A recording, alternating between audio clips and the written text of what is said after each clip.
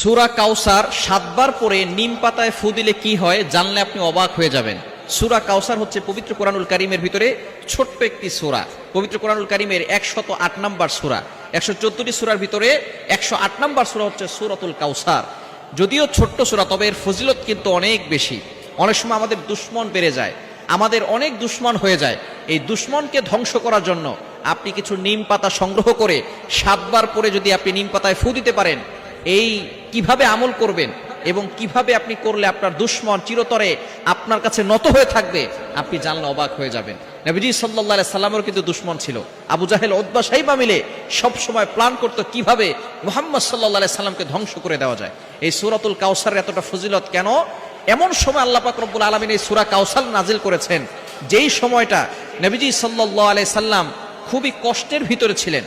আল্লাহ পাক রব্বুল আলামিন সূরা কাউসার নাজিল করে নবীজি সাল্লাল্লাহু আলাইহি সাল্লামকে সন্তুষ্ট করেছেন। বলেন সুবহানাল্লাহ। Can you imagine? আপনি কল্পনা করতে পারছেন? নবীজি সাল্লাল্লাহু আলাইহি সাল্লামের ছেলে সন্তান যারা এই দুনিয়াতে এসেছিল তারা এই দুনিয়া থেকে বিদায় নিয়েছে। অল্প অল্প বয়সে তারা দুনিয়া থেকে বিদায় নিয়েছে। যখন এই সব সন্তানগুলো দুনিয়া থেকে বিদায় নিল, এবার কাফেররা বলা শুরু করলো, মুহাম্মাদের বংশের কোনো ছেলে নাই, মুহাম্মাদের এই দিন টিকবে না। মুহাম্মদ যে ইসলামের দাওয়াত দেয়, যেই কালিমার দাওয়াত দেয়, এই কালিমার দিন বেশি দিন টিকবে না, কেননা তার সন্তান সবগুলো দুনিয়া থেকে বিদায় নিয়েছে। মুহাম্মদ হচ্ছে আবতার, নির্বংশ, মুহাম্মাদের বংশ নাই, মুহাম্মাদের এই ইসলাম বেশি দিন থাকবে না।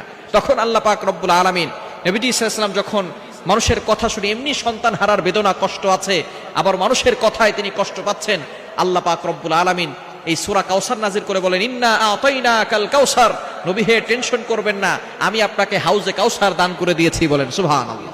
ইন্না আতাইনাকাল কাউসার ফাসাল্লি লিরাব্বিকা ওয়ানহার।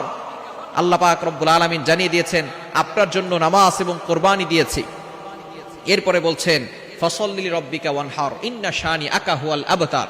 যারা আপনাকে নির্বংশ বলে গালি দেয় তারাই হচ্ছে নির্বংশ। নবী হে আপনি টেনশন করবেন না, আপনার সন্তান নাই, আপনার সন্তানগুলো দুনিয়া থেকে বিদায় নিয়েছে, এই জন্য আপনি টেনশন করছেন, এই দিন থাকবে না। আপনার রুহানি সন্তান থাকবে। এই রুহানি সন্তানরা আপনাকে এতটা ভালোবাসবে, এতটা মহব্বত করবে যে আপনি দুনিয়াতে থাকবেন না, কিন্তু আপনার ইজ্জতের উপরে তারা চুল পরিমাণ আঘাত করতে দিবে না। নিজের জীবন দিয়ে আপনার ইজ্জতকে তারা হেফাজত করবে। সুতরাং এরকম নবীর ভালোবাসার পাগল উম্মত আছে না নাই? সুতরাং নবীজি সাল্লাল্লাহু আলাইহি ওয়াসাল্লাম কেমন সময় এই সূরা আল্লাহ পাক রব্বুল আলামিন দিয়েছেন, যখন তিনি কষ্টে ছিলেন।